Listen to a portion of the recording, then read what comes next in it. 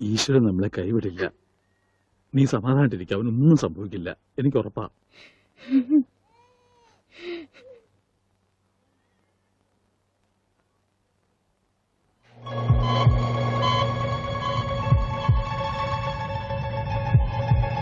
There is no intracranial hematoma, no space occupying lesion.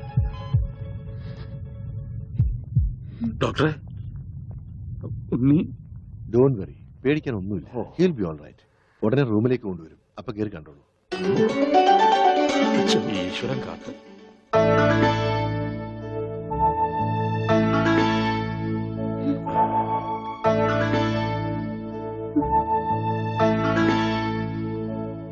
ഉണ്ണി,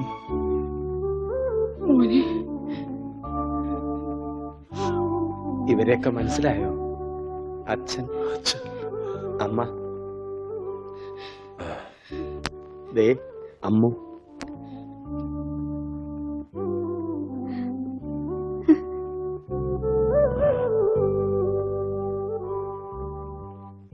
എന്താ എന്റെ മോനെ പറ്റിയത്?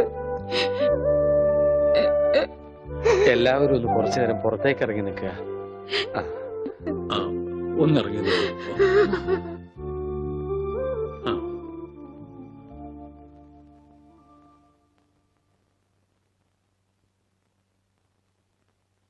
എന്താ നിനക്ക് ആരെയും തിരിച്ചറിയാൻ കഴിയുന്നില്ലേ? അവര് എവിടെയോ ഒരു ഓർമ്മ പോലെ. പക്ഷേ അവരൊന്നും എന്റെ ആരുമല്ല. ഉണ്ണി, നീ എന്തായി പറയുന്നത്? ഉണ്ണിയോ? എന്റെ പേര് ഉണ്ണി എന്നല്ല, വിഷ്ണു. എന്റെ വീട് ബാംഗ്ലൂരാ. എന്തിനാ ഇങ്ങനെ വിഷമിക്കണേ? അവന് നല്ല മാറ്റമുണ്ട്, കണ്ടില്ലേ? എന്നാലും അവൻ നമ്മളോടൊന്നും മിണ്ടിയില്ലല്ലോ. ശരിയായിക്കോളും. എന്തോ നല്ലൊരു ലക്ഷണം കാണുന്നു. ഇതൊന്നും നേരത്തെ ഉണ്ടായിരുന്നല്ല. ആരോ മനഃപൂർവ്വം ചെയ്തതാ, നിങ്ങളെയൊക്കെ കബളിപ്പിക്കാൻ. എന്റെ കർത്താവേ, ഇതൊക്കെ ഞാൻ അവരെ എങ്ങനെ പറഞ്ഞു മനസ്സിലാക്കും? ഇതറിഞ്ഞ മാഷി ചങ്കുപൊട്ടി ചത്തുപോകും. നിനക്ക് വേണ്ടി സ്വന്തം ജീവിതം നൽകിയ ഒരു പെൺകുട്ടിയുണ്ട്. ഇതൊക്കെ അറിഞ്ഞ ആത്മഹത്യ കുട്ടി.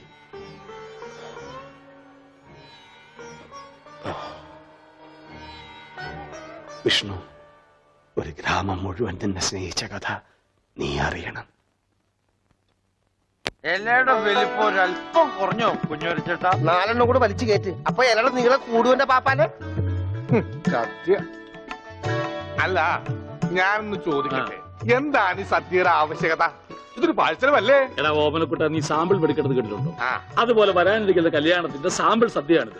എന്നാ കല്യാണത്തിന് സാമ്പിൾ അങ്ങനെ നടത്തിക്കോ. ഒരു നല്ല ദിവസമായിട്ട് ഇങ്ങനെ ഇടം തിരിഞ്ഞു നിൽക്കാതെ വന്നിരുന്നു. എനിക്ക് വേണ്ട. വേണ്ട, അതൊക്കെ ആദ്യം അടുക്കളന്ന് വിഴുങ്ങി കഴിഞ്ഞു. സദ്യ ഇത് മേടിച്ചു വിളമ്പടാ. മറ്റേ ഭാസ്കരന് കുറച്ച് നാരങ്ങച്ചാർ കൊടുക്കൂ.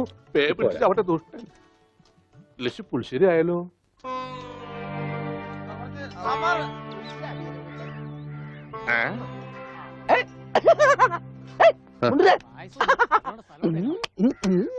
ഓമനക്കുട്ടൻ, നിനക്ക് എന്നാ പറ്റി? എനിക്കൊന്നുമില്ല, വട്ടുമാറൊന്ന് ടെസ്റ്റ് ചെയ്തതാ.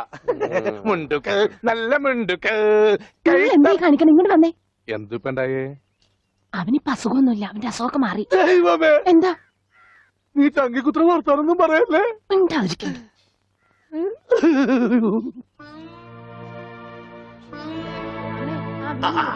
ഇവിടെ ഇരിക്കുകയാണോ? അവിടത്തെ ഊണ് തുടങ്ങി. എന്താ വല്ലാതെ? എന്താ ഒന്നുമില്ല, യാഥാർത്ഥ്യത്തിലേക്ക് ഇറങ്ങി വരുമ്പോ ചിലർക്ക് ഇങ്ങനെയൊക്കെ ഉണ്ടാവും. അതൊന്നും കാര്യമാക്കട്ടെ. ഞാനങ്ങ് പേടിച്ചു. ഇനി പേടിക്കാനൊന്നും ഇല്ല മാഷെ. മുഹൂർത്തം കുറിച്ച് കിട്ടി. ഇടവം 10 രാവിലെ 9:30ക്കും 10നും ഇടയ്ക്ക്. ഓ ഈശ്വര, ഇനിയെല്ലാം മംഗളായിട്ട് നടന്നാ മതി. ജാതകം കണ്ടപ്പോ തന്നെ ജോത്സ്യര് പറഞ്ഞു ശ്രീരാമന്റെ നക്ഷത്രമാണ്. അതെ, വനവാസം കഴിഞ്ഞു, ഇനിയിപ്പോ സീത ഇങ്ങോട്ട് കിട്ടിയാ മതി. നടന്ന് ക്ഷീണിച്ചതല്ലേ, കൈയോടെ ഊണ് കഴിച്ചാട്ടെ. മോനെ വന്നേ. അച്ഛൻ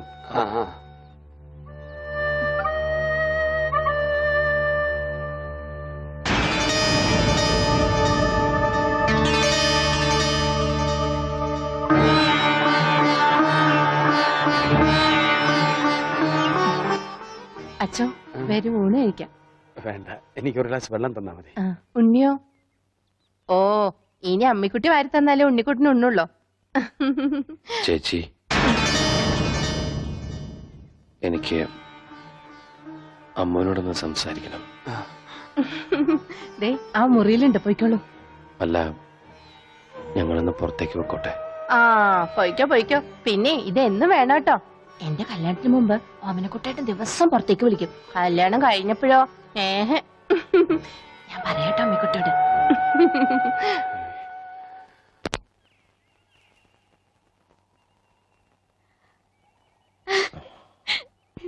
ഇപ്പൊ ഓടാൻ തോന്നുന്നുണ്ടോ?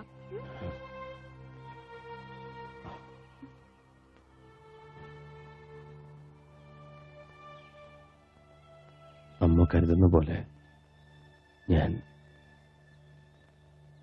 മാഷിന്റെ മോൻ ഉണ്ണിയല്ല. ബാംഗ്ലൂരിലെ മഹേശ്വരൻ തമ്മി എന്ന ക്രിമിനലിന്റെ മകനാണ് ഞാൻ.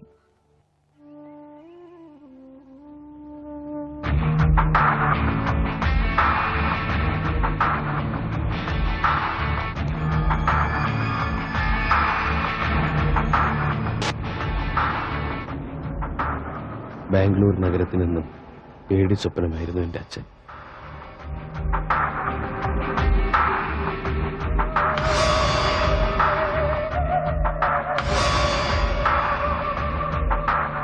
തമ്പി അറിയാതെ ഒരു കരിയില്ല പോലും അനങ്ങില്ല.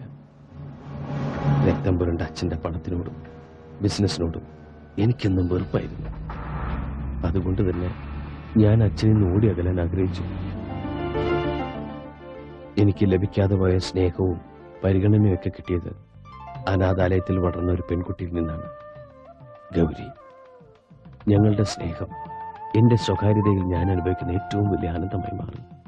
ഒടുവിൽ എന്റെ അച്ഛന്റെ അറിവോ സമ്മതമോ ഇല്ലാതെ ഞാൻ അവളെ വിവാഹം കഴിക്കാൻ തീരുമാനിച്ചു. അപകടമാണെന്ന് അറിഞ്ഞിട്ടും ഒരു ഒളിച്ചോട്ടം. വിവാഹത്തിന്റെ തലേന്ന് സുഹൃത്തുക്കൾ ഞങ്ങൾക്ക് വേണ്ടി ഒരു കൊച്ചു പാർട്ടി ഒരുക്കി, രഹസ്യമായി. പക്ഷെ ഒന്നും ക്ഷമിച്ചു തരാൻ അച്ഛൻ ഒരുക്കമായിരുന്നില്ല. പിന്തുടരുന്ന അപകടം മനസ്സിലാക്കാതെ ഞങ്ങൾ ആഘോഷിക്കുകയായിരുന്നു.